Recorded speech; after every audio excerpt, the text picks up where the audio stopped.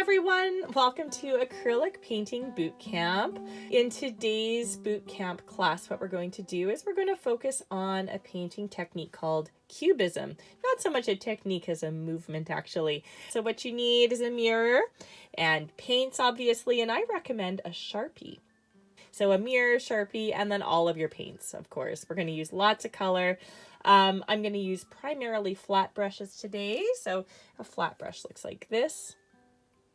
What I like about a flat brush is that when you use it kind of, facing down, I guess, like where all of the bristles touch the painting, you get a nice wide stroke. But if you flip it to its side, let me see if I can, there we go. You get a kind of a sharp edge. So you can do little areas like this by using the cut sharp edge, almost like a knife, and then you can get nice broad strokes, lots of paint coverage by using it flat. So by using it flat, you get a big stroke. By using it on its edge, you can get really fine detail strokes. So there's a lot of versatility in a flat brush. So I will be using flat brushes primarily today, and I will use a detail round brush for my lines. That comes at the end. Lines are optional. You can also use a Sharpie if your paint is 110% dry. All right, so let's get into this art movement before we even start to do any art ourselves. So Cubism started at about 1907 in Paris, and it was its founding artists are Pablo Picasso and George Braque, and they were doing an art movement that was kind of going against the grain. They weren't going for realism. They weren't going for anything necessarily too representational. So they were moving into this abstract place. So one of the things they did to create this abstract feeling to the artwork is they took perspective. They still applied perspective in a very loose way, but they threw it out the window in terms of vanishing points that made sense. So they would take perspective, but they would apply it in their own way. So they would do multiple perspectives within a painting. They would take part of a face from here and move it up here. They might even focus on the top of the head or underneath the chin. So they would really look at something in more of a three-dimensional way, but then break it up and simplify it and turn it into these geometric shapes. So it was almost like, taking a three-dimensional puzzle, twisting it, mixing it, distorting it, and then turning it into final artwork. And this final artwork was kind of like a puzzle if you mixed up all the pieces and put it together wrong. But in doing that, they made something that was very right for the art world. So that's just a quick introduction to the style. So remember, we're going to be taking subject matter, we're going to be looking at it from different angles. So take your mirror, look at your face, twist your face, look at it from different angles. And then when you put those pieces together, move them a little bit, skew them. Don't try to make a face that feels too much like a face. All right, let's get started. Now I have a mirror here. So I'm just going to angle up there we go. You can see me. Hi.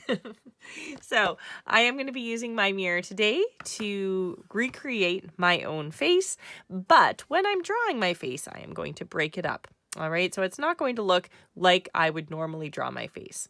Now, I may as well do this here while I'm with you. So what I'm going to do is just quickly draw how I might draw a face if I were not doing a cubist face. All right, so when you're drawing a face, normally you would start with your face shape, which is traditionally like this. So the half of the circle becomes your chin. You kind of connect these areas here, right? And then the halfway point is where you have your eyes. This is a very fast lesson, by the way. I do teach this in a slower way. 5 eyes fit across the span of the head. So that gives you your eye spacing. So the space between your eyes is equal to 1 eye. And your eyes are usually kind of rounded football shapes, right? So kind of like that. The nose, you go from the corners of those eyes, and the nose sits on about the bottom of that circle. When you're building out a nose, you tend to use circles. So that might be a nose. This is not necessarily my face, just a face. And then your mouth kind of falls around the middle of that. You always want to take measure of your own face and see, proportionally where does everything sit. So with the mouth, I can kind of do these circles as well. 1, 2, 3.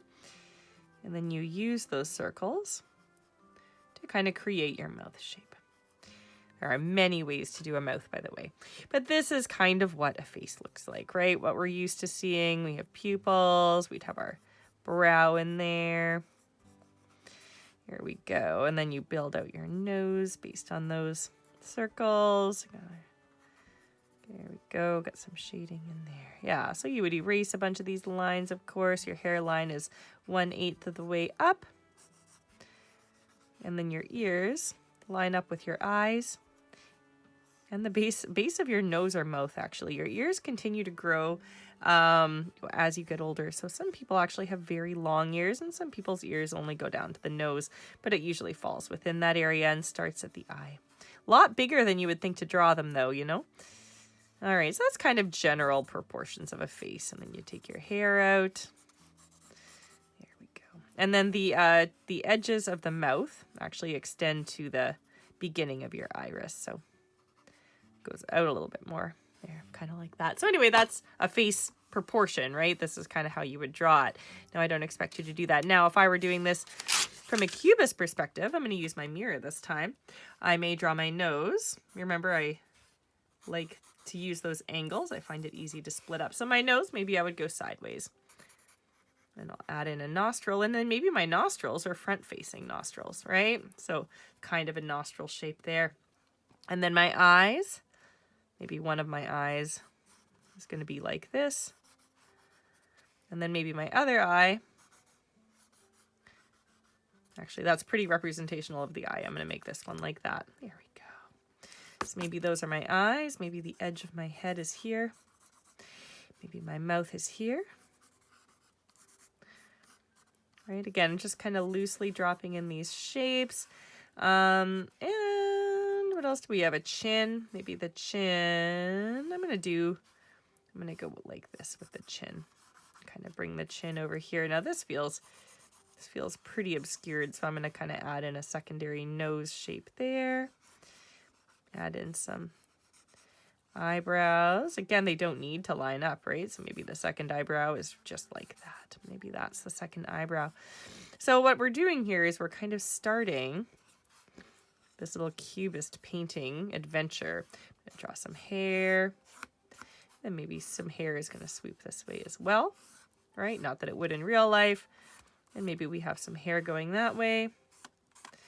There, and then I'm going to kind of add a little bit more to that chin, imagining that there we go. So maybe this is the base for our cubist portrait. If you would like to, you can pause the video right now and do a few practice sketches.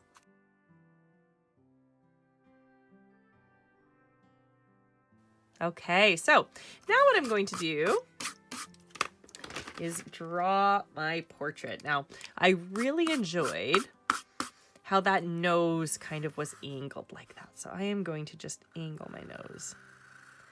Starting with that nose. I think the nose is going to be kind of a center force on my portrait. Now, normally, I did like the nostrils being over there, but I think I am going to kind of drop a nostril in here, and then maybe a nostril like that. And you can see I'm kind of using boxes and straight lines. You don't need to do that. You can use curves, but I kind of like it. I'm going to go up like this. I'm going to draw an eye. I'm going to make an eye very big here. Again, I'm kind of using those. I don't want to create a tension point there. Or maybe I do, actually. I don't know. All right. There's one eye. And my second eye is going to go right here. Tucked right into that kind of corner that I've given myself. I am going to do some very big eyebrows here. Now remember, you can do yours portrait as different from me as you want.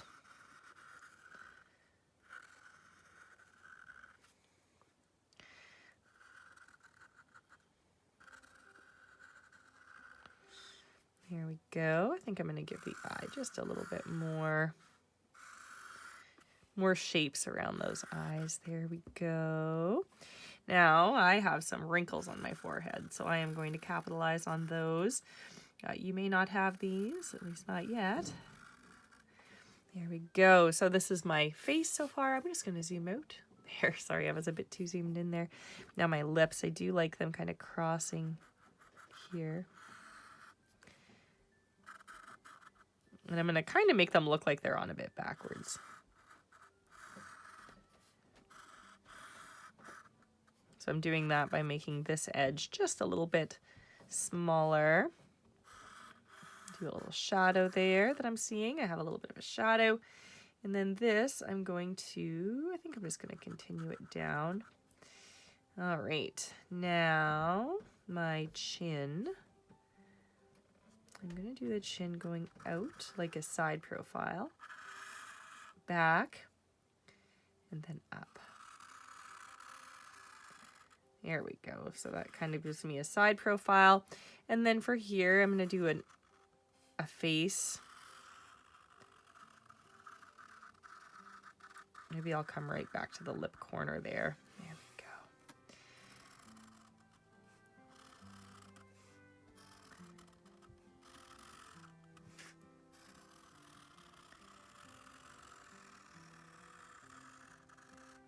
we go. All right, now my neck, I'm going to go like that and like that. I think I want to emphasize just a little bit more in the jaw here, so I'm going to go like that and give myself again like a little bit more of a shadow again. I'm thinking still in terms of highlight and shadow here, even though I am distorting everything quite a bit. I'm going to connect some of these lines here, I think. There. I want to have areas of color that are kind of split up, so I'm going to try to create little boxes. There we go. I like that. Little cubes, if you will. Now my ear. So I kind of want to do my ear very forward facing, and I might do it very small. I'm turning my head now to see my ear.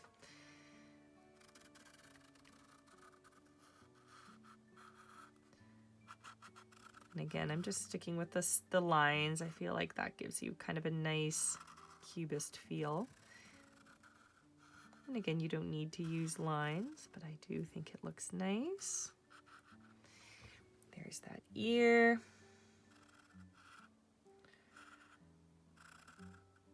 Very interesting, actually. I quite enjoy that ear. Now I'm going to do hair.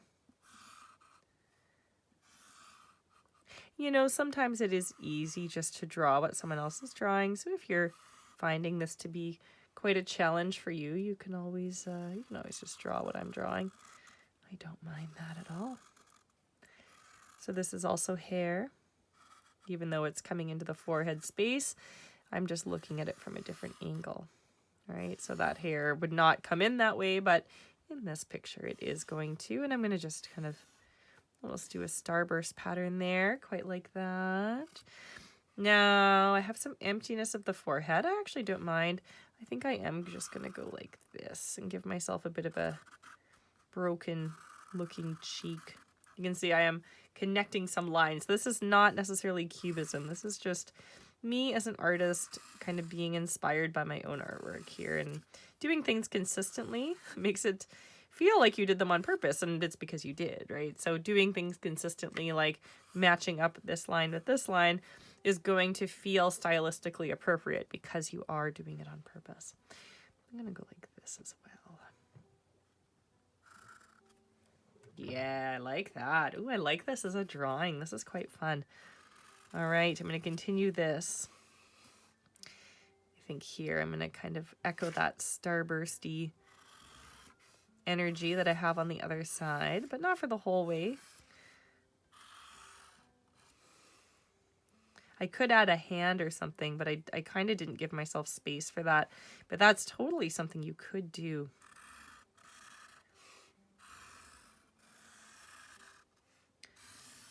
All right, so this kind of feels like Cubism meets Art Deco in a way. Art Deco tends to be really angular like this as well. All right, I'm going to do one more of these little shapes here. There we go. All right, I think that has it. So you can see this painting there, my base. Very different than my drawing, isn't it? But kind of still looks like me, believe it or not. I know it seems weird, but I see myself in this, oddly. And maybe it's because I drew it, but maybe it's just because it kind of looks like me in a weird, abstract way. All right, so the next thing we want to do is think about color. Now, I used a Sharpie. In a lot of Cubist artwork, you do see these heavy black lines separating your different puzzle pieces. And not always, but it is the way that I like to do it. So I find it to be pretty intuitive to use a line to create, a black line to create outline. We do it with drawing. So it's a nice, easy transition into painting. So I'm going to stick with that. And then I'm going to pick abstract color. So color does not need to be true to the form. You can pick whatever color you want. So you can put your video on pause, go get your paints ready at this point, take a picture of your artwork if it looks really cool. I think mine does. And that way you'll always have that line work, right? And then we'll get into painting. All right.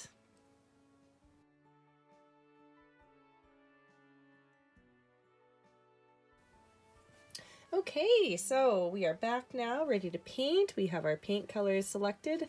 And remember, you do not need to use what I used today. You can use whatever you like.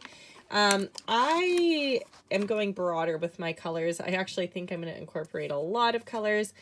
What inspired that is I was actually looking at this. This is my kind of paint safety board. And I really liked some of these colors together, the pinks and the purples and the blues. And so I just decided, you know what, I'm going to go for it and just paint a whole bunch of different colors and make mine really vibrant. I'm going to be using a flat brush. We're going to do a base layer. So we don't need to worry about anything like gradient. We can even be a bit messy with it. And then we're going to do another layer on top where we can add in maybe a little bit more color. Let me see. I'm going to start with my orange. My orange is a very vibrant color. Now I'm imagining the light would probably hit the nose. So I'm going to make the nose orange. And I'm just going to use this nice flat brush.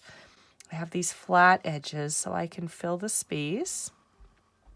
Now remember, you can pause the video whenever you want. That's one of the great things about this style of class. Right? You don't need to paint as fast as me, and you can, if you want to do a huge painting today, that's okay, because you can just pause and paint and unpause as needed or rewind, whatever you want to do. This will take me a little bit of time to do because there's so many little areas, but it is faster than coloring with a colored pencil, at least for me. We don't need to worry about keeping, too much inside those lines. So when I'm doing something like this, I do like to split up my colors. So I'm going to try to avoid putting orange here or here. And I think I'm going to add a little bit of orange here, just using the side of my brush to get in that space. I'm going to use orange as kind of a highlight color, so I'll also use it here. Imagining that being a bit of a highlight there. Here we go.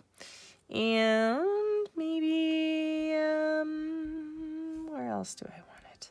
The ear. I'll throw a bit of orange in the ear. I think I might also use pink. I mean, red might be the wise color here, but I'll use pink.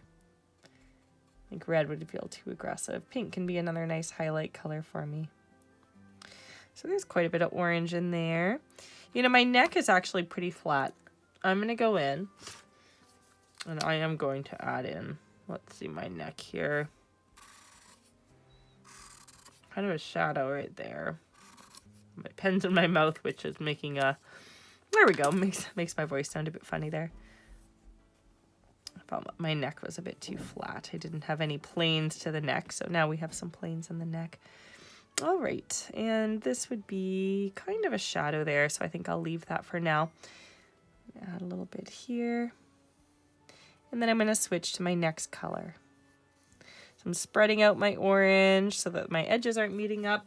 Now they can, I'm just kind of putting this in my own direction. You can totally do your painting in your own direction as well. It does not need to look exactly like mine by any means. Again, you can use different colors.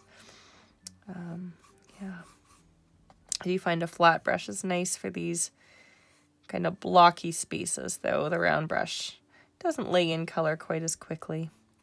A flat brush, if you turn it on its side, you get a nice crisp line, and if you use it flat, you get a lot of paint kind of going down, so it's pretty versatile. I like those flat brushes. Get that nice block of color in there. And oops, that's orange. You know what? That's okay. Kind of is going to have a bit of an orange feel to it, but I'm going to layer anyway. Wow, the orange really took over there. Let me see if I can brighten that up with some extra pink. Nope, it's just going to be orange. I don't love that that's orange. I will definitely try to change that when I get into my second layer here. But as a base layer, I think the orange will be fine. When I add in my next layer, I'm going to make sure I really make that pink. So I'll add pink to that, and I think I'll add like a little bit of yellow to some of my orange. Now, as you can see, even if I paint right over top of the black, it's still there. So we don't need to worry about losing our black, at least not if you're using the same kind of paint as me. Those Sharpie lines tend to be pretty aggressive, so it becomes pretty hard to lose those. Okay, I'm going to go up here with the pink. Now, I didn't mean to do all of the skin tone in these warm values, but it's kind of working out that way, so I might continue that. That'll help everything to feel a little bit more synced. Maybe I'll use the purple, and then maybe I'll do the greens and the blues for the hair.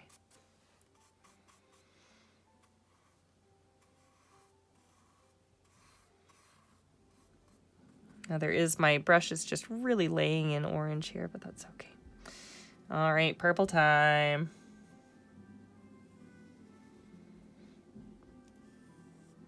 So this purple is very dark.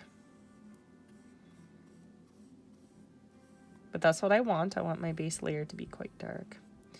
Lots of little spaces here. Just use the edge of my brush to get those.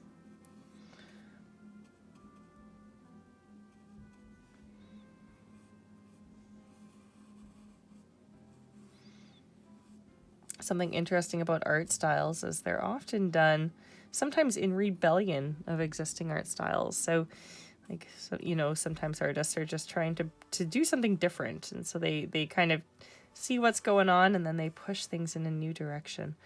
And that's a little bit of where this kind of Cubist movement came from, but it's definitely where modern art has definitely come from that. And Cubism is kind of starting to lean in that direction, right?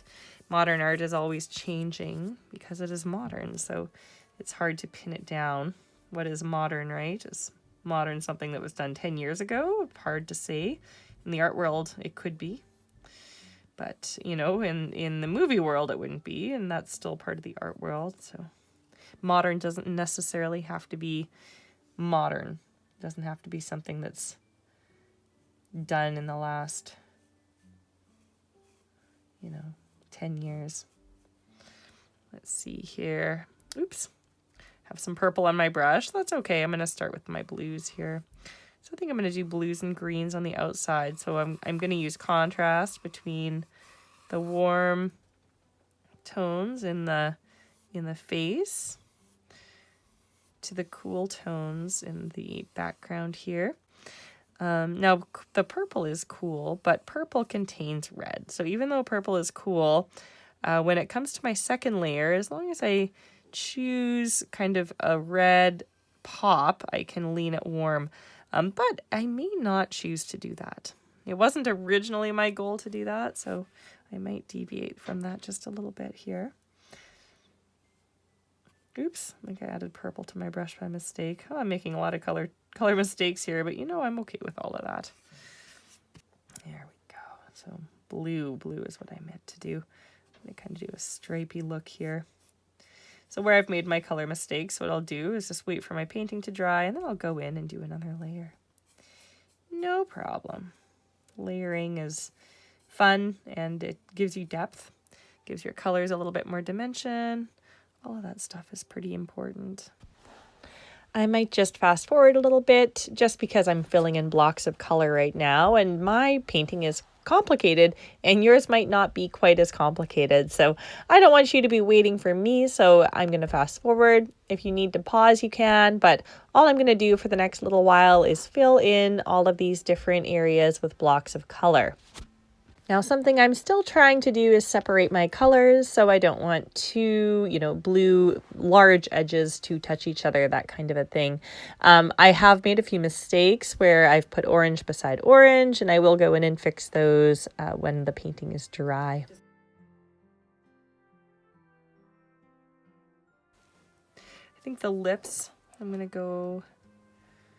Oh, and the nose. Those are deep shadows there, so I'm going to do purple there. Just going to paint over that centerpiece for now. I'm not too sure how I'm going to treat that differently, but I'll make that call when I get to it. Purple there.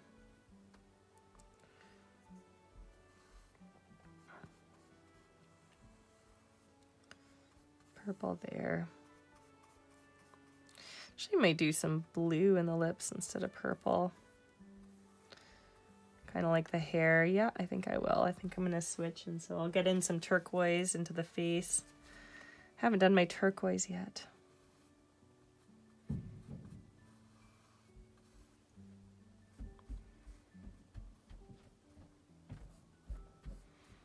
It's a little messy. It's a tight space, but that's okay. This is only our first layer. We're going to do 2, maybe even 3 layers. And you can do as many layers as you want in your own painting.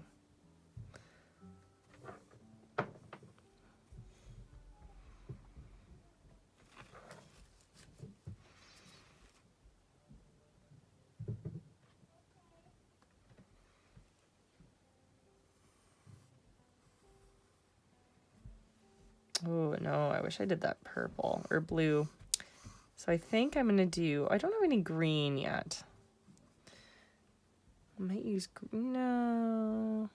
I'm going to keep my colors kind of minimal. So I'm going to eventually change that. Oh, this is quite opaque. I'm going to eventually change what I just did up here to being blue. And I'm going to give myself turquoise eyes.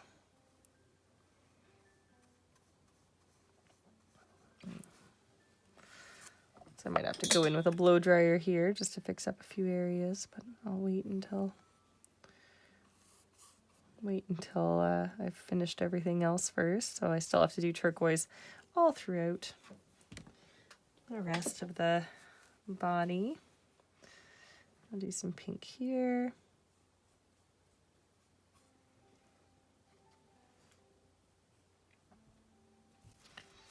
And then this I'm going to do orange.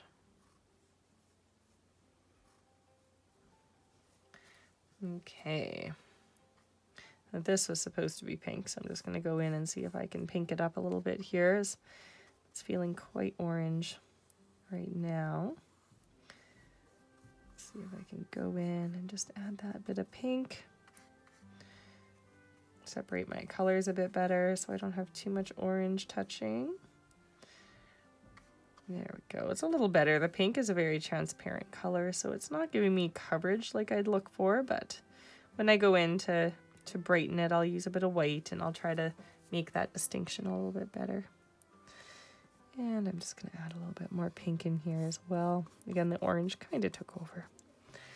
Okay, turquoise I think goes everywhere else. So I think I can fast forward again here. I'm just going to be filling in all of the empty hair areas with turquoise. And yeah, then I'll jump back into normal speed.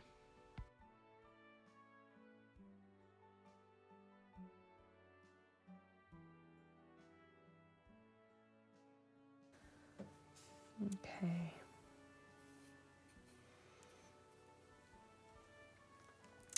So now I have to think about those eyes. I do have white here, so maybe I'll just put a little bit of white and blue together and see how that looks. Just a hint. Blue will overpower the white quite a bit, so there we go. I think that's good.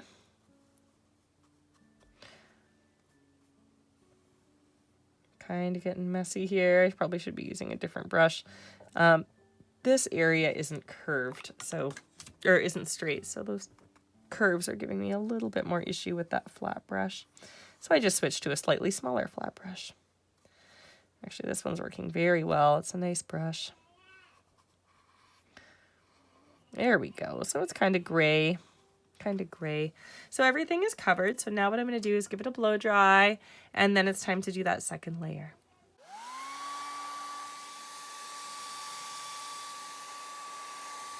Okay, so I have a pretty dry painting now. I did a little tiny bit of touching up, but we're pretty much at the same place we were before. If you need to touch anything up, of course, just pause and touch it up and then keep going. So I'm going to change the color of this to blue. Now that it's dry, I can kind of go back over top and change those colors. Now, you can leave those black lines out if you want to, or you can add them in. I tend to like having them in, but we are going to make that decision towards the end. I'm not entirely sure what my painting is going to look like today. Every time I do this, it's a little different, so we will see. I think I will also do maybe purple for the pupil. Boy, the pupil kind of makes it look mad all of a sudden, right? Like my face looks a little grumpy. I'm not grumpy. Don't you worry. I'm actually very happy. This is a lot of fun. There we go. That second one doesn't look quite as grumpy. But yeah, that first eye looks just a little on the grumpy side. Okay, and what else am I going to do? I think I'm going to add blue to these nostrils as well. They were just solid purple before. And the blue to the lip. Now, the purple is a very dark color, so the purple or the blue is not going to sit and cover it 100%. So it's going to cover it a little bit. All right. So something else that is nice to think about is kind of your light and darks. So I tend to like to have the subject matter be the focus and then kind of create shadows building out from around it. So I might actually pull a little bit of black into my blues on this side and a little bit of white into my blues on that side, just to give me a dark and a light value. And I may try to keep that consistent. But again, with Cubism, remember you're looking at something that you're taking a 360 image of something and breaking it up and putting it back together. So it's not always going to make sense. So you don't need to follow lighting rules if you don't want to. But I just love lighting, big fan. So I am going to try and add a little bit of lighting to my artwork. Just for now, I'm going to use a slightly smaller brush. Maybe not quite this small, but I felt like my other one was a little big. Actually, this one might work. I have a lot of little flat brushes here, so I'm just going to dry this one off. We do have a nice base, which is good. So what I'm going to do is just kind of try to do a nice blend into blue. So I'm going to add blue. I'm going to try to do this big piece first here. See how that looks. I'm going to have black, just a little bit of black, and a little bit of white. I might even use a little bit of teal in there. So I'm going to first just cover everything with another layer of blue. Now your second layer of blue should look, or whatever color you're using here, should look way better than your first one because you're going to have more of an opaque foundation. And opaque means less see-through, right? Transparency is the opposite of opaque. So when something is opaque, you can't see through it. And my blue was feeling a bit transparent, so this should give it that nice opaque quality that I was hoping for.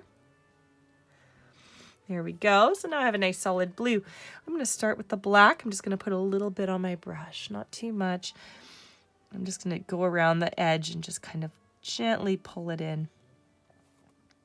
So it's not really blended yet. I'm just putting a little bit down around the outer edge. There we go. And now I can kind of start to blend it out. So I'm kind of using the whole belly of my brush here, and I'm just blending that into the blue. Here we go. And I'm going to do the same thing up here. Not quite as much because this isn't hugging the face. Right here we're hugging the face, so I really want the face to pop. So that's why I want to add just that bit of black in there. I'm going to really add it here. This is also down here is on the edge next to the neck, so I want some black in there. And then I might do the opposite on the other side. Clean my brush, add a little bit of white or even a light blue color, even a light purple wouldn't be bad, just to give it, you know, a little bit of something different. I'm actually going to turn my painting. Just add a little bit of white to my brush. Going to drop it in along that edge. And then use the full length of my brush and kind of smooth it out here. I'm almost dabbing more than stroking here. There we go.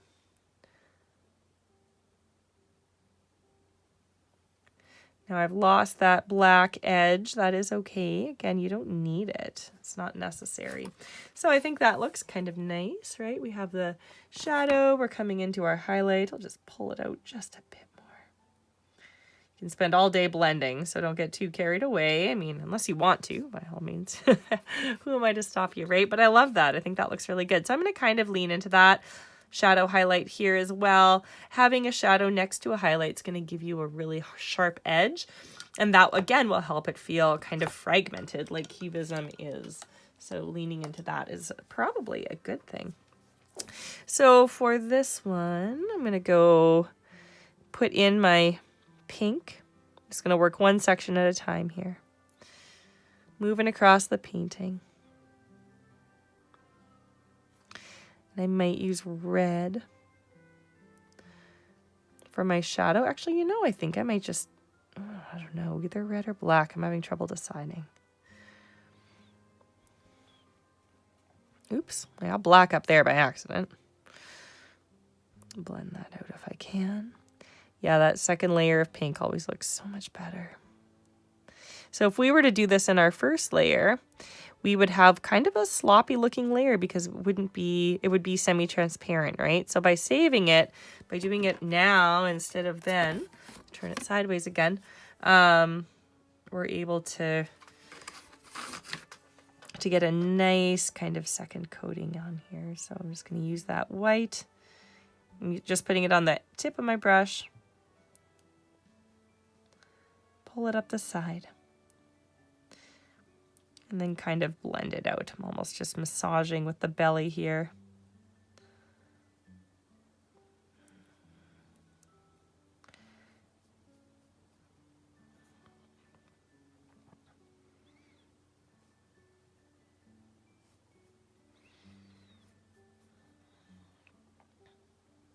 Be careful not to get the blue into the white.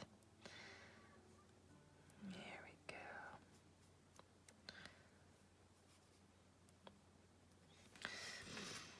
And you know, I might not even need the black. Maybe I'll use it just a hint of purple here. Just in the edge here by the nose. Because in real life, a nose does cast a rather serious shadow. So a little bit of that might be nice. And purple rather than black, because black will flatten. And I don't really want to flatten this out. That's almost too much. Just take some of that off. Blend, blend, blend. There we go. See how that's starting to feel like it's coming forward a little bit there. So that's all the that shadow edge meeting that highlight edge is giving us that really exciting pop there. There we go. All right, I like that. So now I think I'm actually going to go and address this side of the face, and I think I'm going to go highlight here, shadow here. But again, I'm just going to do a nice layer of pink first. These big areas, believe it or not, are way easier than the small areas, especially with blending. With the small areas, sometimes I'll just leave it as a solid color. I'll fix it up a bit, but it's very hard to blend in a small space.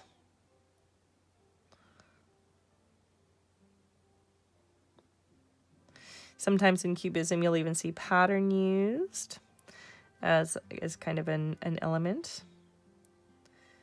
Adding stripes or swirls to a section, to a puzzle piece. Always thinking about everything in its puzzle piece kind of divide. So for me, each of these colors is kind of a different puzzle piece. Okay, so now I'm going to do white on the outer edge. Got lots of white here. I kind of want lots of white. Ooh, got some blue in there. That's not ideal.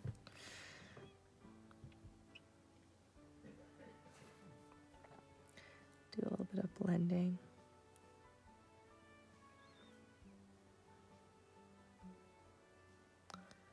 Blending is a little easier with oil paint because oil paint stays wet and it's kind of meant for blending. Acrylic can be a little bit trickier.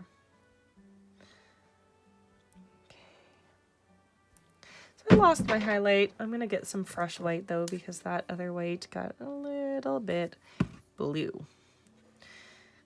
I'm going to add just a bit more. You can always go in and add more after it's dry as well. Dry brushing is a nice way to add texture. Oh, I got blue on my brush again. There. It's a nice bright highlight there. Just want to brighten up that edge.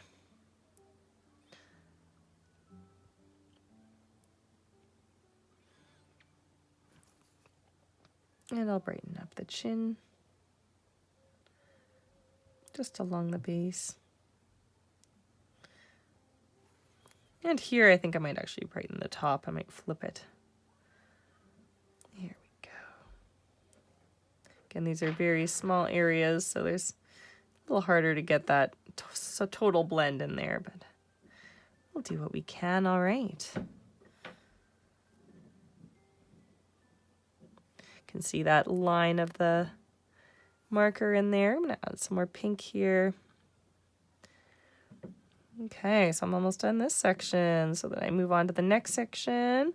Might do the nose in the middle next. Now I want to brighten the nose with yellow. I don't have any pure yellow, and I think that that could be really nice. So what I'm going to do so I think I'm going to kind of paint half of the nose orange and then half of the nose yellow. So I'm going to do a different blending technique here. And that's because I want the yellow to be a prominent color, whereas the white I just kind of wanted to be subtle. But I think I want a very aggressive yellow here. Yellow also tends to be a transparent color in almost all paints I've used. So I know that even though I'm going to add yellow in a pure form here to a dry area, I'm still going to get that orange coming through unless I add a bit of white to the yellow, which I'm now a little tempted to do, but we'll see how this works first. So pure yellow.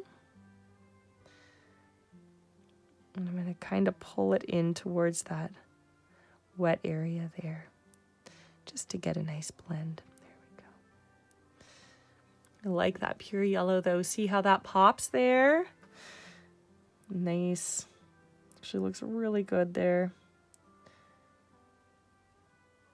Kind of over blended there, but that's okay. It's a small space again. Those are a little tricky. I'm just going to turn my painting. Now, if you just put paint on the corner of your brush, you end up getting a little bit of a blender space there. So in a larger area, you can just kind of use that space and just kind of, stroke your brush, and the middle will blend. You can see I'm picking up orange there and yellow there, and so it kind of gives you this natural blend area on your brush, so you don't have to work too hard at it, which is nice. Blending can be tricky. There we go. So you can see a big difference between the areas that I've been addressing with that second layer and the areas that I haven't been. Let's just take a look. So here's a pink without a second layer, and here's a pink with a second layer. So very transparent, very opaque, right? So really important to do that layer. Really important to jump in and make sure you have layers. Now there's parts here where I'm really liking where like the yellow and the purple kind of meet. I'm going to be tempted not to do a line here, but I'm going to keep going to see what happens. All right, so here's another orange area. And this one I do want to feel a bit darker, so I may just leave this as a solid orange. Because it's more of a flat area to the face. Like the nose comes out, right? You have this part of the nose that sticks out. Whereas with these smaller areas, they're almost more like you see wrinkles, right? That's kind of, they represent those dark circles under your eye. So I don't know if those need the same prominence. So I'm just going to leave those. This, though, this definitely does. So I'm going to pull my yellow first. I'm going to add that yellow. My brush is separating a bit there. There we go.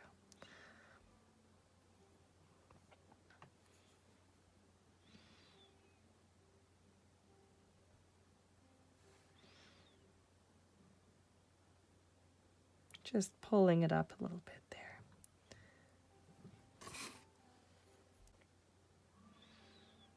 Yeah, that yellow is nice. It's a nice touch. And then I'm going to try to add, just using the corner of my brush here, just to add a little bit of orange back in. Oh, that worked out well.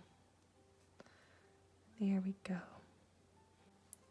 Here's that chin. Okay.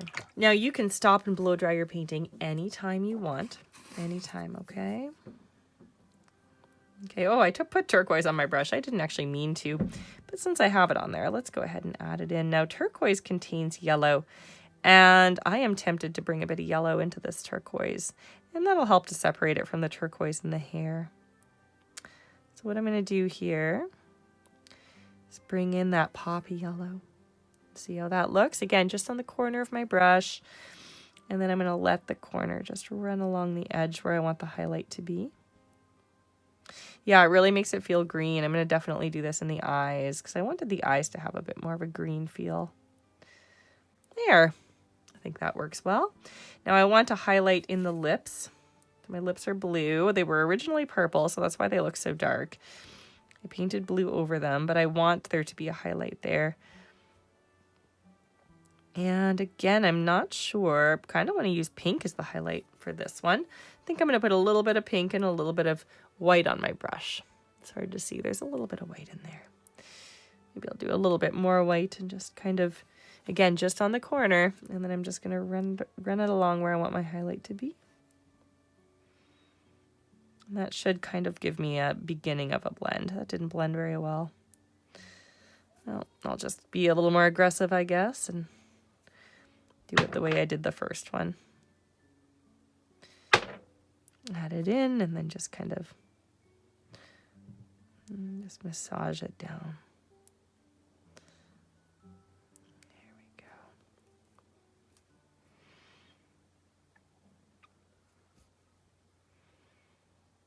Now remember, if it's easier for you just to do solid colors, that is okay. Blending can be tricky. I'm doing blending on my own, but I've been painting for many years, right? So it's something I've done a lot. Okay, so this is that little shadow underneath your lips that you often get because your lips poke out, right? So they would have a cast shadow. Now it's already very dark. I don't know if I need to darken this more. I'm considering lightening it up with pink. So I might use pink as the brightener for the purple and pink as the darkener for the, and purple as the darkener for the pink. So these two might kind of be buddies together. There. Just a little bit of that. And I am the kind of person who puts their hand in their artwork. I don't know if you're the same, but if you are, maybe a good blow dry break would be called for. So I'm going to give my painting a blow dry.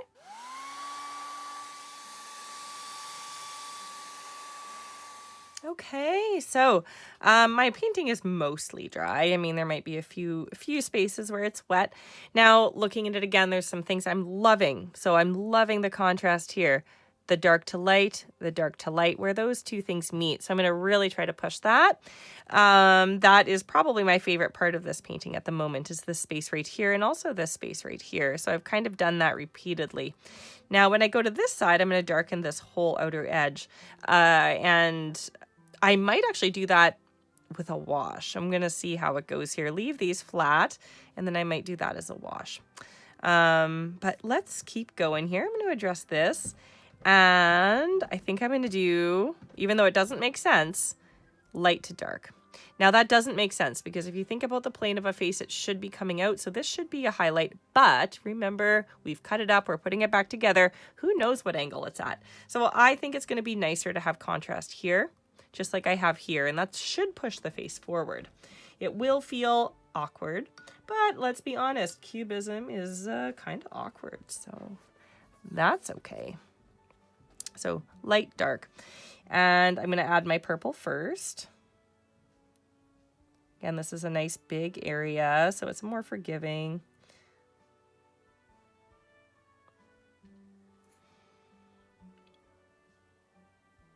And it allows me to do that nice shading technique where I just use the corner of the brush. I really like that. I'm going to turn this around a bit. I also like to face my edges. So that means that the tip of my brush is touching the edge that I want to be smooth. So I'm always twisting my paintings around. All right, now let's get the pink in. I'm going to put pink on. Oh, that's too much pink. Just wanted to put it on half my brush. I kind of put it on the whole thing. I just meant to do it on half. Let's see if I can take some off here. So that half with the pink. I turn my painting again.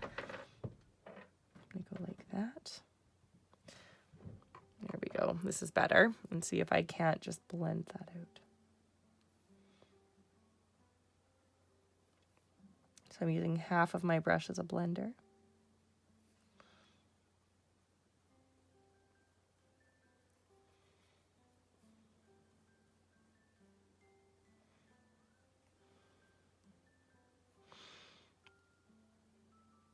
And it doesn't have to be a perfect blend. Like, you know, have some fun with it.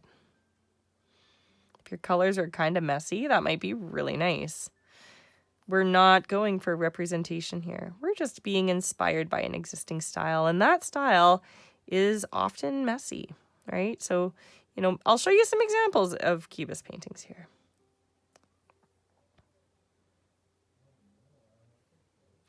So you can see that in certain situations we have monochromatic. That means minimal color, single color. In some cases we have very bold colors, right? In some cases we have flat colors. In some cases we have colors with a lot of gradient and a real strong call towards lighting. And sometimes it's a little messy. Like, look here, right? This looks messy, but that's okay. It's still beautiful, right? So art can be so many different ways, and just embrace what you're doing and see how it looks. All right. Okay, let's get back to this. So, all right, I'm going to turn my painting around again. So I like that light to darkness there. This got a bit messy. I think I just need to do a second layer there. The orange, there's purple in the orange, and as you're going to see in just a second, that isn't going to easily be hidden. So you can still see that a little bit there. So I'm just going to do a safety layer here, just get that solid base back. So that's not a, I just want to start to cover that up a little bit. Or the other thing I could do, and that might be easier, is to extend this out a bit. That might be easier and just pretend that it was always supposed to be that far out. We'll see. Now I've kind of, see, I'm getting too picky. I should have just gone with it, right? I should have just gone with it like I'm telling you guys to do. All right, I'm going to get into the small space of the ear. I'm going to switch to my smaller flat brush. If you don't have one of these, just use any old round brush. I just like the flat brushes for this particular style. Part of it is that it lets me be loose. Like, I don't feel the need to be rigid with them. And that's kind of a gift. I'm going to add pink right here to brighten that particular area, but I still want it to feel purple. There we go. I like that. All right. I'm going to add pink here, just another layer of pink. Again, some of these areas I'm probably going to leave solid because they're just so small. Now the ear, I'm going to leave for a second. I really want to have some nice pop to that ear. Oh, down here we haven't done yet. So this is going to be another beautiful area for the yellow. I'm going to start with the yellow. I really want this to pop. This is going to be nice because the right beside it is so dark. So, oops, except my yellow has some dirt in it, but that's okay.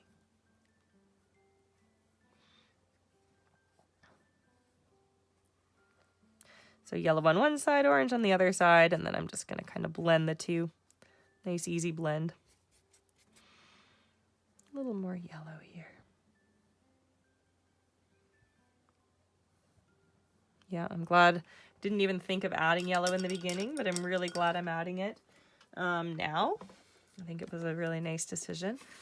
Okay, now this area here is orange, and I think I'm going to go light here. So I'm going to add a yellow here.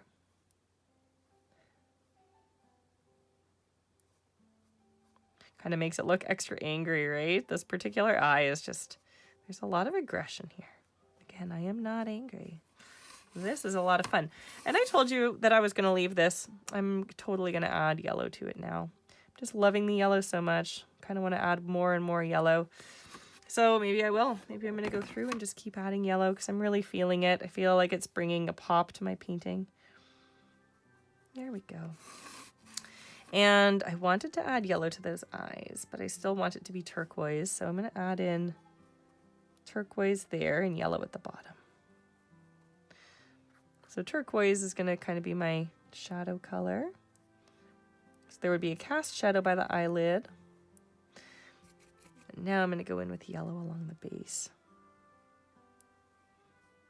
and blend it upward. One of the nice things is if we add those yellow lines or those black lines back in at the end, we can totally be messy here. I think I will add my black lines in at the end. Just takes a bit of pressure off, and they do look really good, so there's no downside. You can actually add them back in with a Sharpie if you want. I kind of like adding them back in with a paintbrush myself, because it is quite, we're leaning into this kind of painterly style. So I find the marker to be a bit rigid, but you can use a marker. It's a little easier. Just make sure your paint's dry or you'll wreck your marker. You don't want that. Okay, I might leave these flat.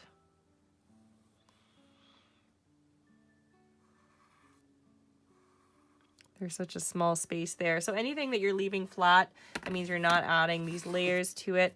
I recommend that you do a second layer anyway, just to have that solid layer in there.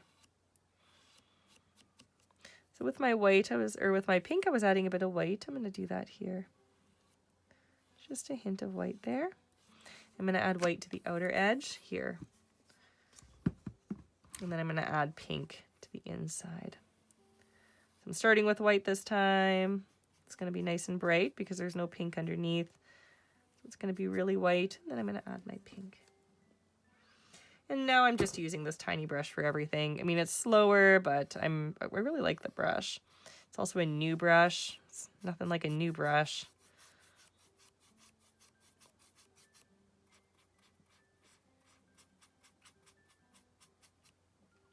I'll add a little bit of shadow right here, because there would be a cast shadow in theory.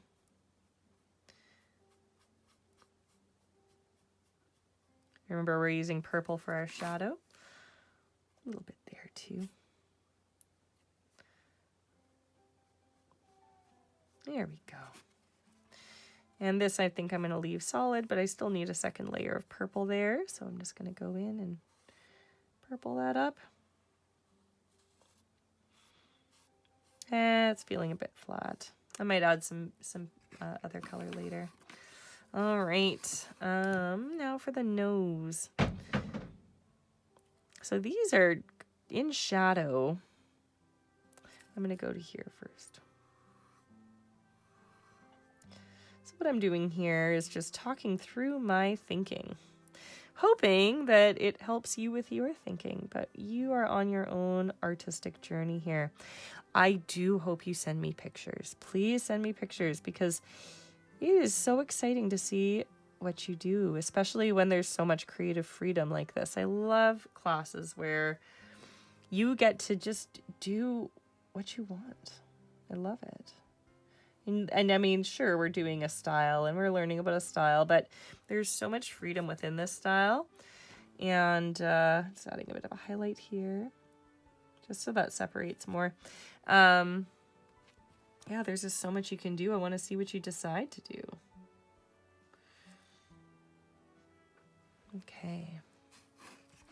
I don't think the lip is as kind of bold as I wanted it to be. So I'm just going to go back in and kind of redo it with a little bit more aggression. Get a little bit more highlight. Ooh, I love that. See how much that lip pops now? It's a lot of highlight. That'll also help for the eyes to not feel quite so bold. Like the eyes right now have a very, you know, that white of the eye is feeling really bold, and I'm not going to lose that. So bringing a little bit of white into the lip is probably a kindness to those eyes. Yeah, I like it. Okay, so now let's just get in there and do these eyes. So I think I am going to keep with this color, but maybe I'll do white on the bottom and then transition into a little bit more of the white blue.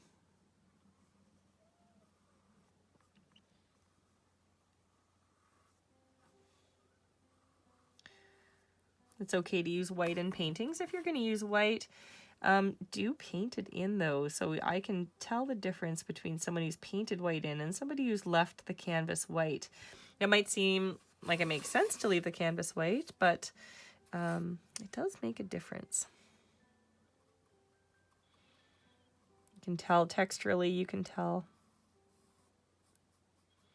So just adding a bit of that blue up at the top there. So I'm kind of tapping my brush. Blending in a small space is tricky, so I kind of tap in my color sometimes. Works pretty well. So you can give that a try. Just dab, dab, dab, dab, dab, dab, dab, dab, dab. And eventually you pick up your other color and they just kind of blend together.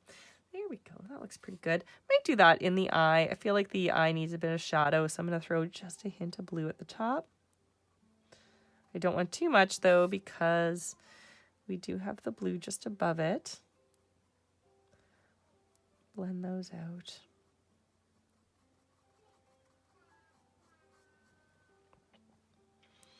I don't mind this eye. Now I'm going to get a lot of that yellow in there.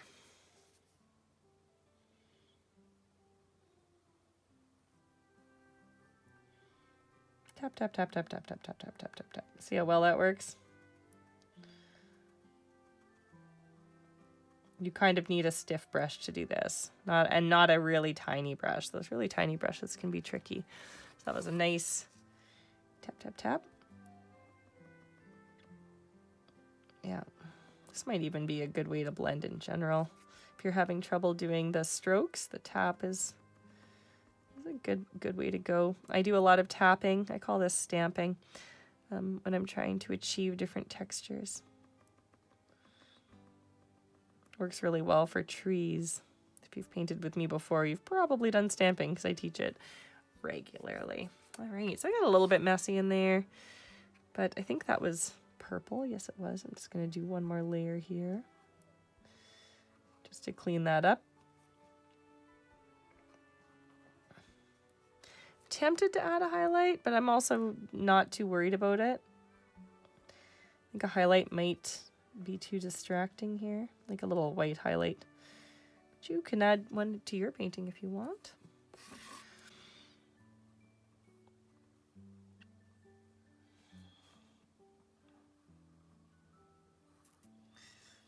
So I think I want to add a little bit of pink to the nose, nostrils.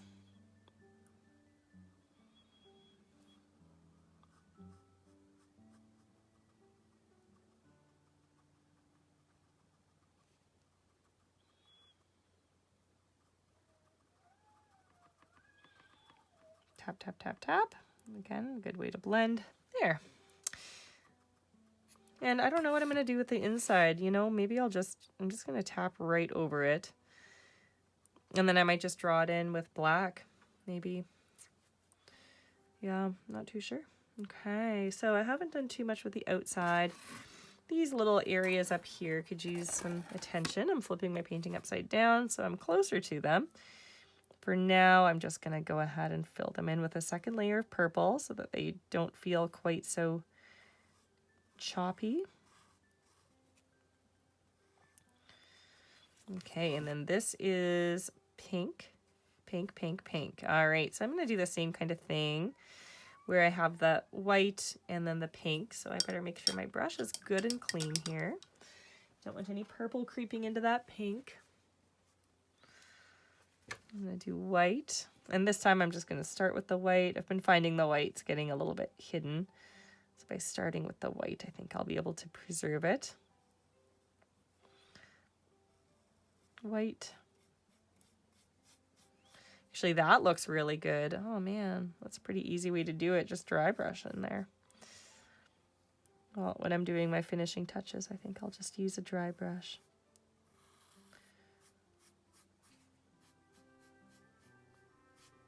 So many different ways to paint.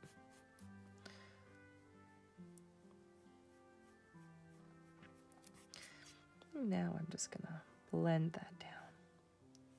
So I'm doing the pull blend, but you can do the tap blend if you want.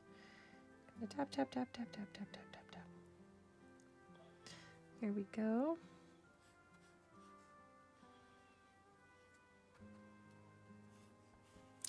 Now again, one of the nice things about these kind of classes, this format, is that you can take a break. Like we've already been painting for a super long time. Feel free to have dinner, you know, watch a show, take a break, come back.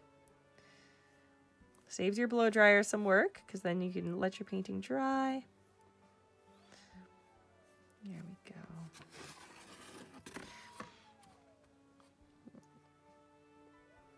I'm just going to readdress that area right there. It looks like it got a little bit of purple in it.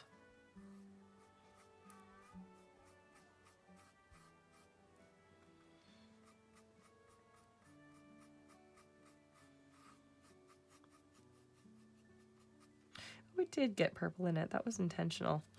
It just didn't, it was a bit messier than I was hoping it would be. I'll add it back in here.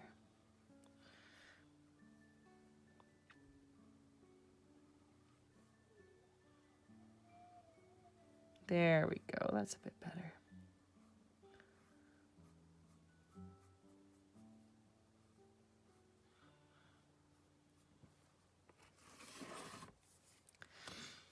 Okay. I think I'm going to add some white here just to contrast that. I might add a little bit of purple up here.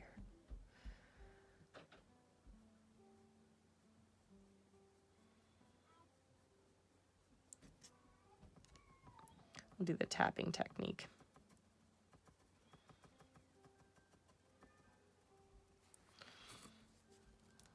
Okay, and now for white.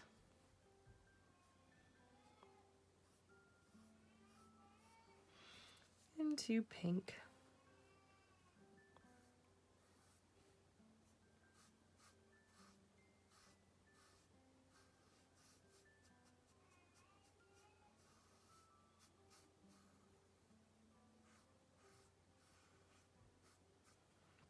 All right, so I'm going to add a little bit of yellow to my orange here.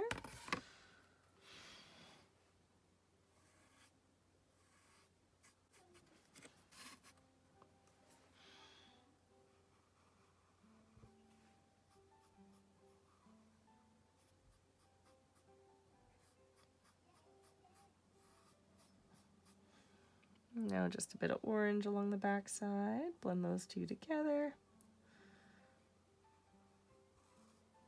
Tap, tap, tap.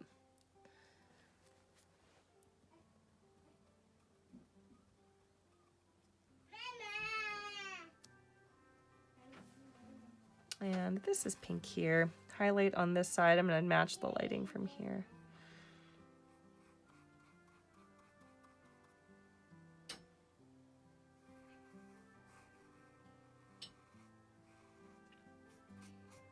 The pink is very transparent in my paint set, so I may even need to do multiple layers here. But that's okay.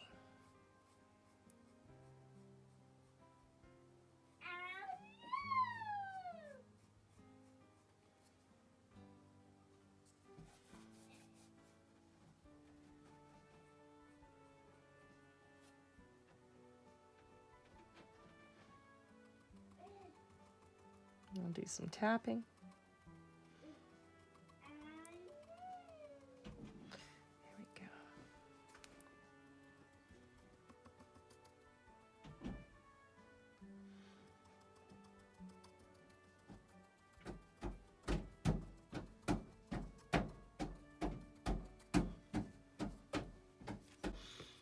go. Oh, I forgot this little corner down here. I better paint that.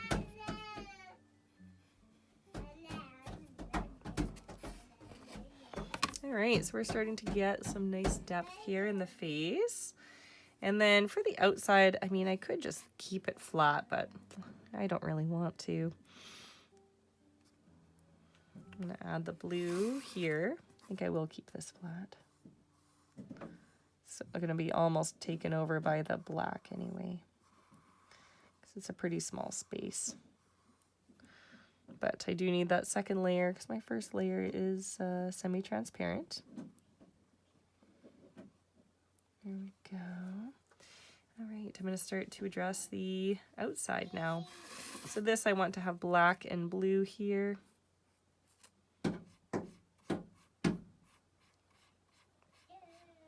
Black is going to be very powerful, so just a little tiny bit.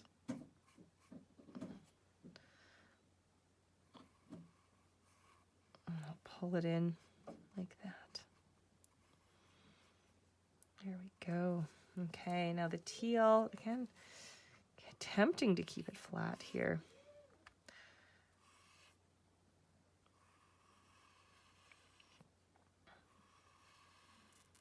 So something I could do is teach you how to do a wash, and then we could add kind of a general shadow around the figure. I actually think that would look really nice, so I am going to keep this flat. That'll make it go by a little faster here too. I know it's a long class. So I'm doing my second layer here, just so my colors look nice and consistent. I'm not seeing the transparency down to the canvas.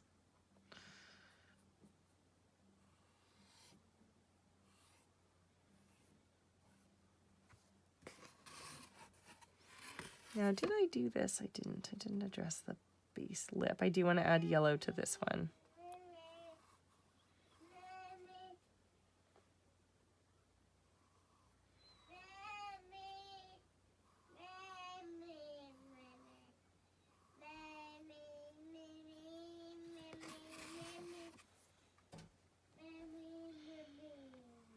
So just giving everything a nice second layer. I might add some yellow to those eyebrows.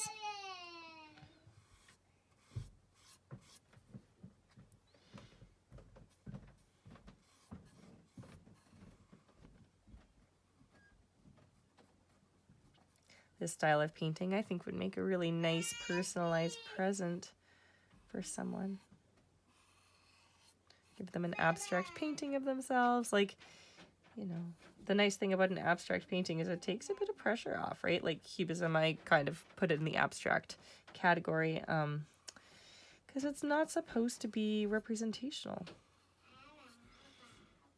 So it does take a little bit of pressure off.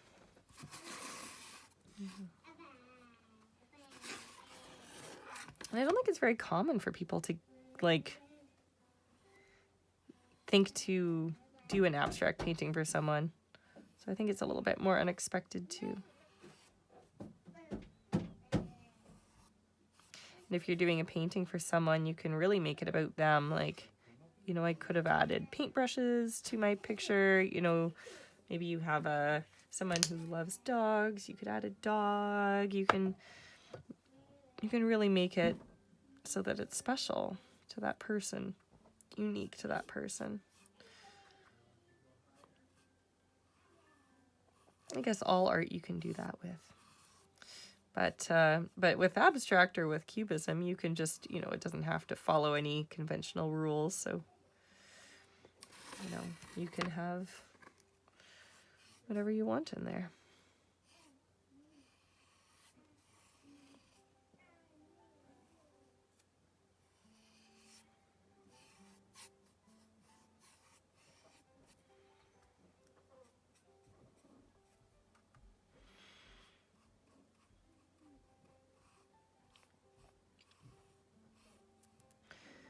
So right now I'm just adding that second layer just to flatten everything, not looking to make any big changes. Then we will think about that wash. And then after that, I actually might do a little bit of, no, I'll do it in a wash. After that, we can add in our lines if we want to add those lines back in, which I do. I want to for mine.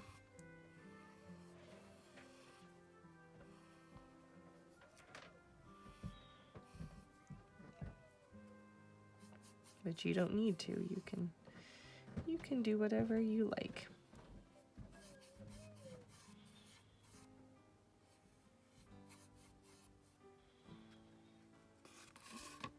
When I draw in a cubist style, I'm always adding lines. But with painting, you know, lines are easier to avoid because it's easier to think about value being beside value. We don't feel the need to divide things up using line as much as we do with drawing. I find it hard to step away from line in drawing. But in real life, we have no lines, right? Everything is a shape. Everything is value matching value, right? There's no line around my hand separating it from this paintbrush. But there is a difference in lighting, there's a difference in texture, there's a difference in value. And that creates the illusion of line. That creates the lines that we draw and paint. But yeah, with paint, you're usually adding color, and you're usually kind of doing it at kind of this blocky scale, so it becomes easier not to have that line in your artwork.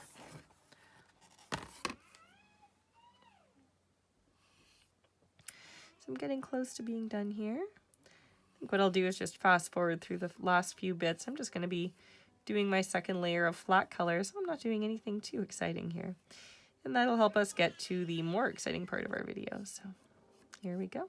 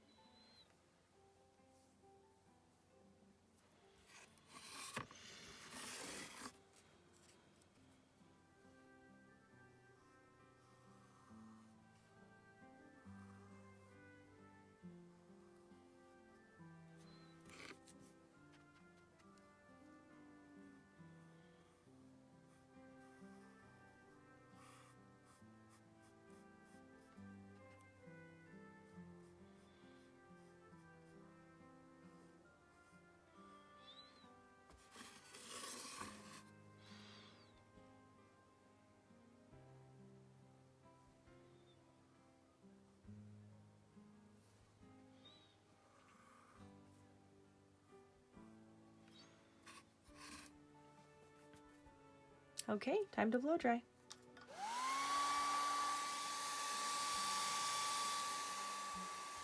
All right, so I have a very dry painting. That's important for the next step. I'm going to do a little bit of dry brushing. So this is just a different way to add a little pop of color. So we were blending before because we were doing wet on wet. Oh, look at that angry eye. So now what I'm going to do, I'm just zooming in here. So I'm going to add just a hint of yellow. Actually, I think I'm going to turn my painting around here. There. I want to be facing the edge that I'm painting. I'm going to be painting the yellow up here. So I'm going to do a little bit of yellow on my brush. This is dry. Don't want too much. We want to do dry brush here, so just a bit.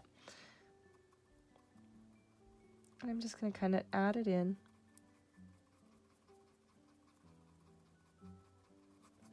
And kind of massage it out there. So it's going to sit on top. And that's another way to get a little pop of color in. A wash is also a good way. And we'll do a wash in just a second, but you can do a wash with color, Or you can do a wash with, you know, black or white. The wash we do today will be likely with black. But I just wanted to add a little poppy yellow here. There we go. A few places I think I want to brighten up with some yellow. I'm going to go up here. So dry brushing, not too much paint. This has been a lot of fun. I wanted to add a bit of yellow here. I think I'll add it underneath. Let's see if usually I would turn my painting around. That's okay. I'm just going to tap it in here.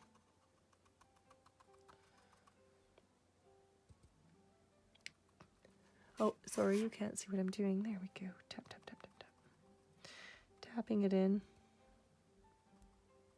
So that's too much. When you're tapping color in, unless you want it to be really aggressive, you don't want too much paint.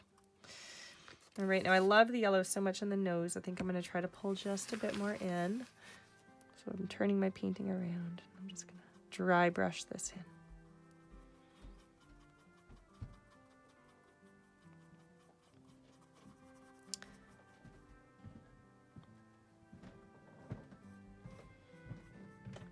Just a little bit of paint and then kind of softly pulling it in, kind of feathering it in. Doesn't give you quite the same blend. It's a little bit more, you know, textured, but again, that's okay. It really depends on what you're going for. And as I showed you in those examples, sometimes you get a lot of texture in visible brush strokes in Cubism.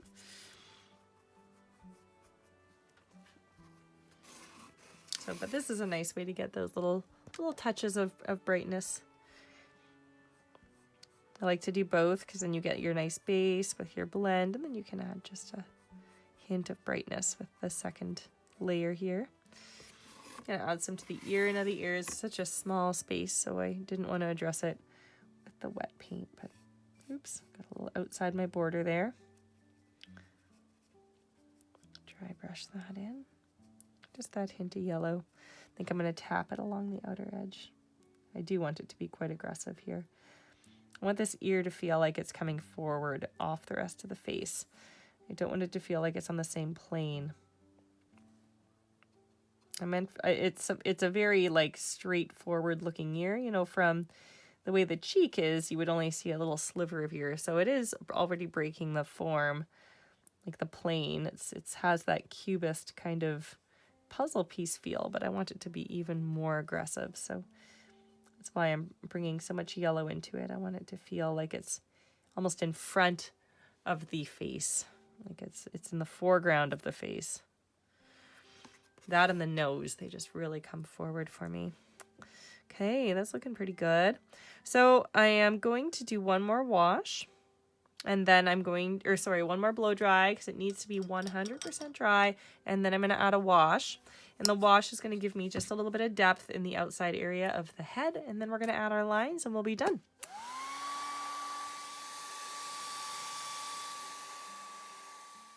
Okay, I believe my painting is 100% dry, which it needs to be.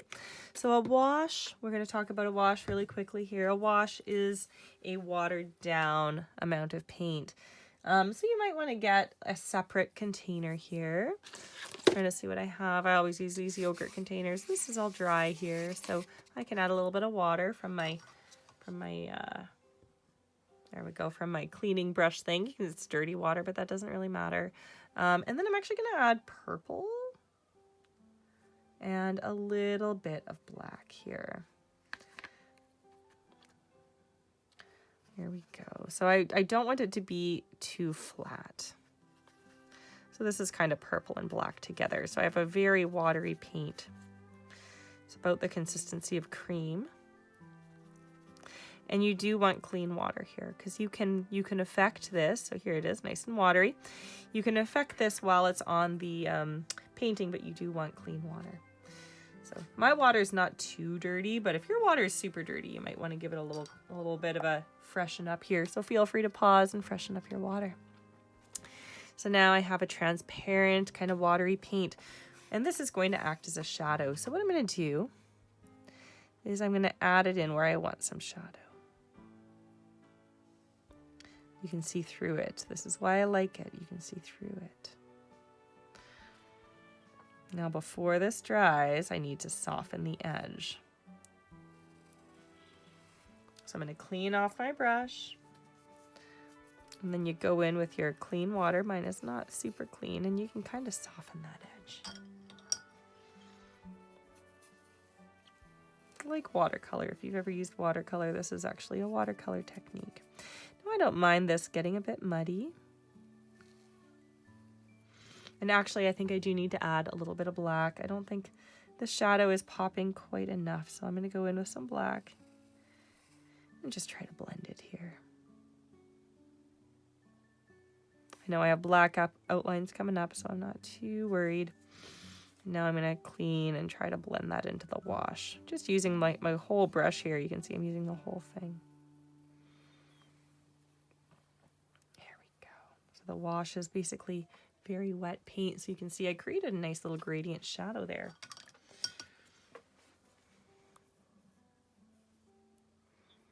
Okay, so that's my shadow there. And I'm going to do a shadow on the other side. I think I'll do the same technique. So I'll use the wash as a base, pull in a little bit of black right around the edge.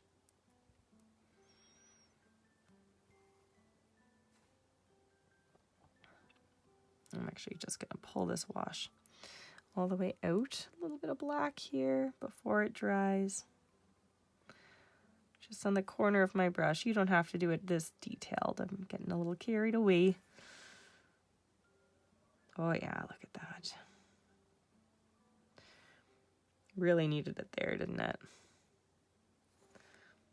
And then I have to move fast because I'm doing a lot here. So that's the disadvantage is I do want to soften all of these areas. So I have to clean my brush off now before this dries and kind of go in and just give that a little bit of softness there.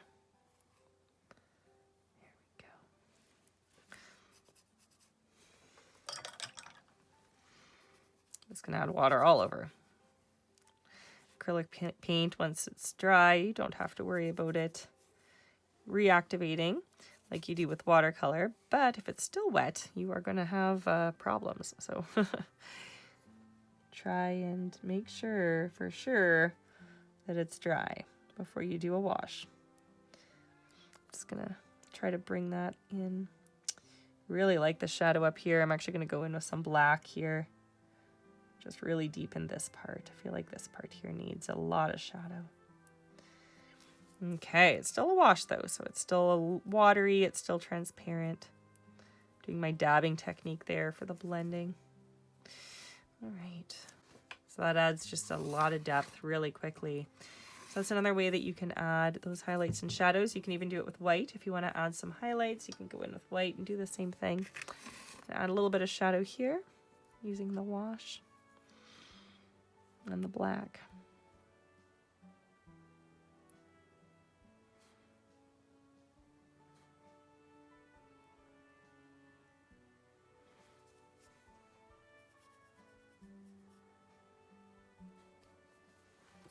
Clean my brush now. There we go. Clean my brush. And I'll just go ahead and add a whole bunch of water there. There we go. And, you know, I've already added a shadow here, but I'm just going to go in and do this again because I think it's looking so good everywhere else. There's no harm in adding just a bit more. I really think the shadow looks nice. Here I have the highlight, so I need to make sure not to pull it too far. There we go. And clean up the shadow over here just a bit. Right there, got a little heavy.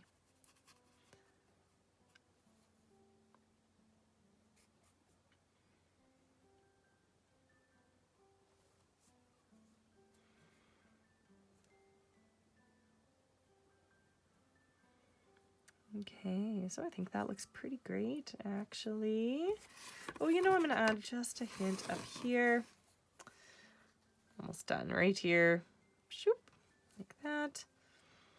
And then here, I feel like I need something there. Right now, this is all feeling just too aggressive. So I'm going to add my wash, and then I'm actually going to add a bit of a highlight to this purple area.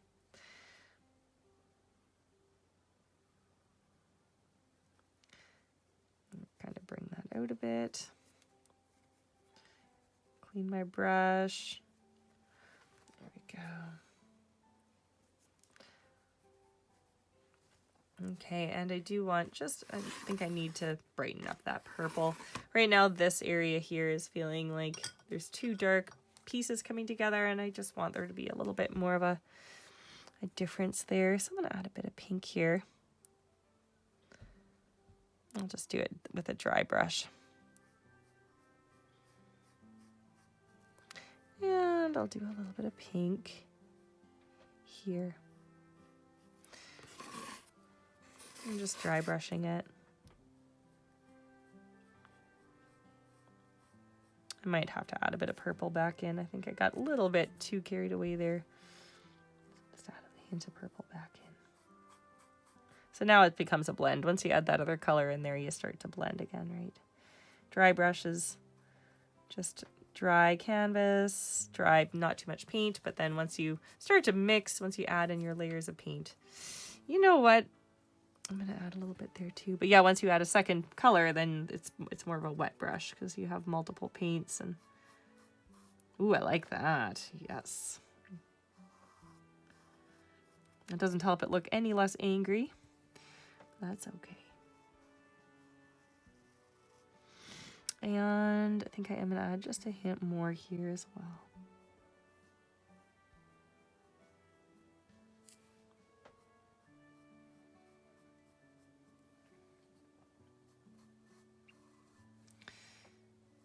All right, it's getting pretty close to being time to add our lines back in.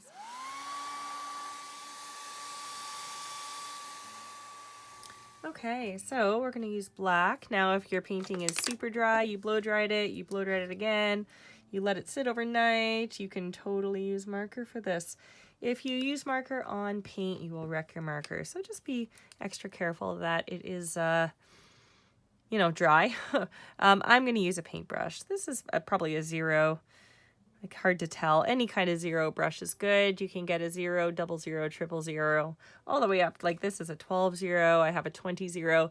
So the higher the number in front of the 0, the smaller your brush. So I have them both here. I'm not sure which way I'm going to go. But yeah, that's what I'm doing. So I'm getting my black paint. And I do want to add my outlines back in. I can still see them, so that's part of the reason. I want to kind of cover up that original line. Now, again, this is optional, and you can add outlines to some places, not other places. That's also kind of a cool thing to do.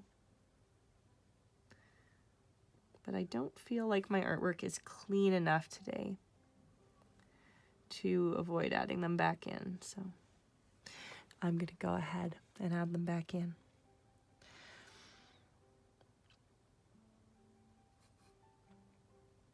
Now I'm going to choose to do thicker outlines in certain places. Like at the nose, I want my nose to be very thick, and my ear, those are 2 places that I want to come forward. Not here, but here. When I get down into that space, I'm going to try to be nice and thick. Don't want to hide too much though. I really do like what's happening there.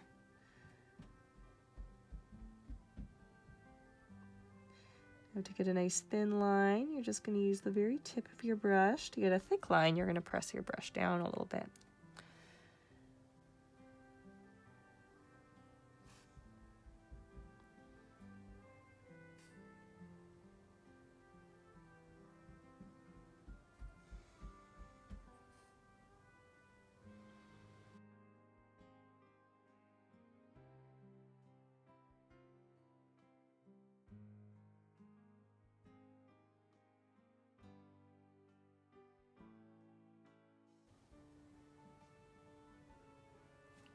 You can see I'm picking up lots of paint here. That's partially because my brush doesn't hold paint well. It's because it's so small. Different brushes are good for different things. I have 2 young kids at home. They always like to see my artwork, and I have to say, when I show them my cubist artwork, they always think it looks a little bit weird.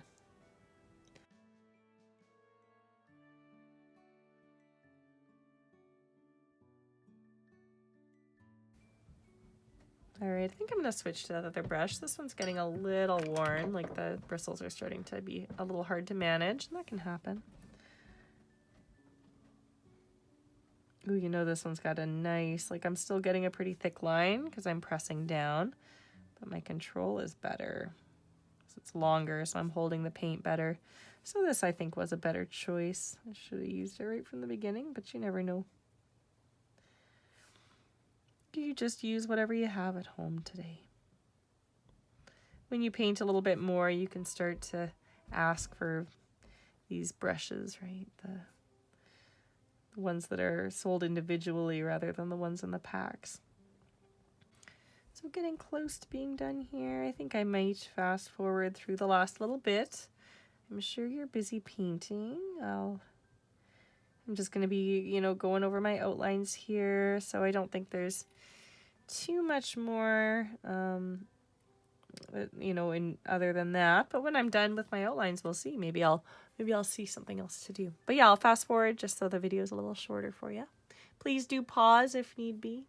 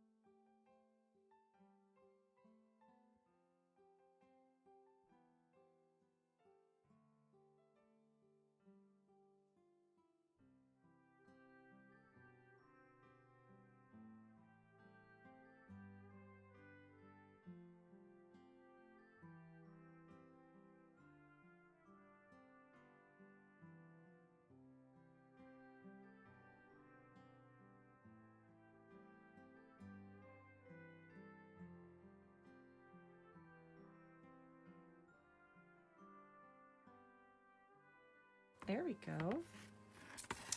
That is pretty fun. I like it a lot. The warmth of the face, contrasting the coolness of the background. I really appreciate that. As always, you need to put your initials somewhere. So I like to pick a place that's not too obvious, usually in the corner somewhere.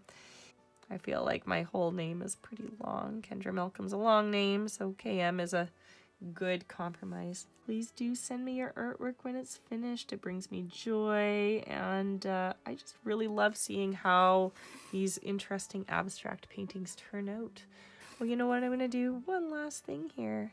I'm going to add just a hint of yellow here. Now I'm doing this with a detail brush, which makes it, I think, harder to blend, but I'm just gonna, it's such a small space, I think it'll be okay.